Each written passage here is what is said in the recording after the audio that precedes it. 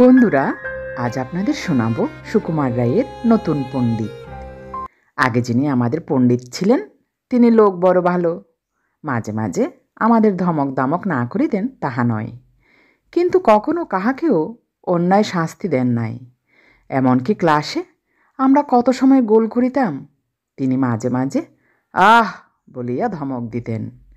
তার হাতে একটা ছুরি থাকিত, খুব বেশি রাগ করিলেই সেই ছুরিটাকে টেবিলের উপর আশ্রাইতেন।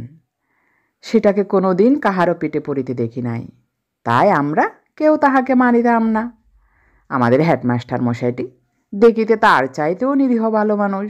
ছোট্ট বেটে মানুষটি, গোফদারি কামানো, গোলগাল মুখ, তাহাতে সর্বদাই যেন হাসি লাগিয়াই আছে।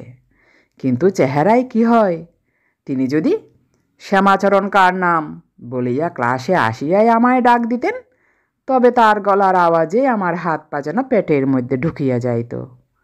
তার হাতে কোনো দিন বেত দেখি নাই, কারণ বেতের কোনো দরকার হইত না। তার হুঙ্কারটি যার উপর পড়িত সেই চক্ষে অন্ধকার দেখিত। একদিন পণ্ডিত মহাশয় বলিলেন, সোমবার থেকে আমি আর পড়াতে আসব না, কিছুদিনের ছুটি নিয়েছি। আমার জায়গায় আরেকজন আসবেন, দেখিস তার ক্লাসে তোরা যেন গোল করিস নে। শুনিয়া আমাদের ভারী উৎসাহ লাগিল। তারপর যে কয়দিন পণ্ডিত মহাশয় স্কুলে ছিলেন আমরা ক্লাসে 1 মিনিটও পড়ি নাই। একদিন বিহারীলাল পড়ার সময় পড়িয়াছিল, সেজন্য আমরা পড়ে চাঁদা করিয়া তাহার কান মলিয়া দিয়াছিলাম। যাহা হোক, পণ্ডিত মহাশয় সোমবার আর আসিলেন না। তার বদলে যিনি আসিলেন তার গোল কালো চশমা, মুখ বড়া গোফের জঙ্গল, আর বাঘের মতো আওয়াজ শুনিয়া আমাদের উৎসাহ দমিয়া গেল।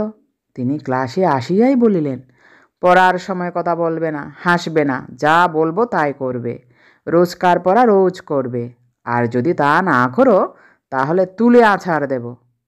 শুনিয়া আমাদের তো চক্ষু স্থির। ফকির চাঁদের তখন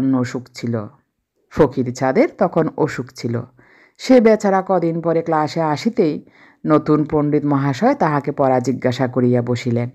ফকির থতমত খায়া ভয়ে আমতা আমতা করিয়া বলিল, আজ্ঞে আমি স্কুলে আসিনি। পণ্ডিত মহাশয় রাগিয়া বলিলেন, স্কুলে আসনি তো কোথায় এসেছ? তোমার মামার বাড়ি? বেচারা কাঁদ কাঁদ হইয়া বলিল, 7 দিন স্কুলে আসিনি, কি করে পড়া বলবো? পণ্ডিত মহাশয় চোপড়া বেয়াদব, মুখের উপর মুখ বলিয়া এমন ভয়ানক গর্জন করিয়া উঠিলেন যে ভয়ে ক্লাস শুদ্ধ ছেলের মুখের তালু শুকাইয়া গেল। আমাদের হরিপ্রসন্ন অতি ভালো ছেলে, সে একদিন স্কুলের অফিসে গিয়া খবর পাইল সে নাকি এবার কি একটা প্রাইজ পাইবে। খবরটা শুনিয়া বেচারা ভারী খুশি হইয়া ক্লাসে আসিতেছিল। এমন সময় নতুন পণ্ডিত মহাশয় হাসছ কেন বলিয়া হঠাৎ এমন ধমক দিয়া উঠিলেন যে মুখের হাসি এক মুহূর্তে আকাশে উড়িয়া গেল। তাহার পরদিন আমাদের ক্লাসের বাহিরে রাস্তার ধারে কে যেন হো হো করিয়া হাসিতেছিল। শুনিয়া পণ্ডিত মহাশয় পাশের ঘর হইতে হা হা করিয়া ছুটিয়া আসিলেন।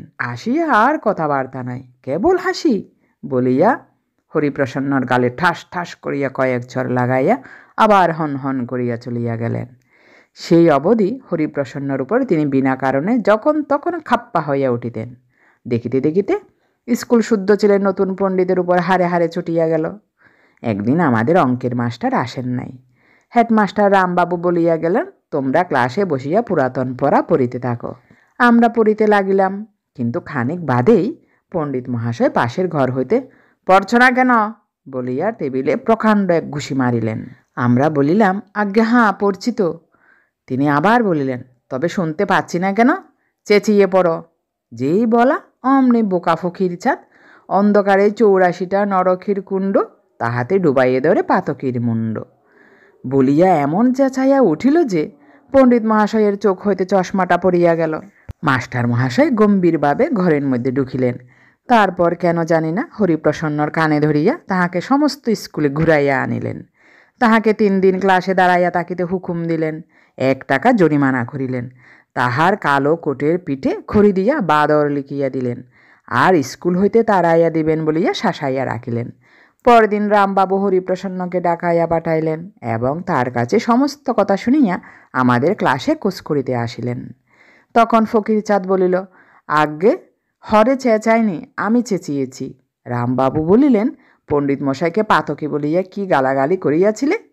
ফকির বলিল, পণ্ডিত মশাইকে কিছুই বলিনি, আমি পড়ছিলাম অন্ধকারী 84টা নরকের কুণ্ড, তাহাতে ডুবাইয়ে ধরে পাতকির মুণ্ড। এই সময়ে নতুন পণ্ডিত মহাশয় ক্লাসের পাশ দিয়ে যাইতেছিলেন।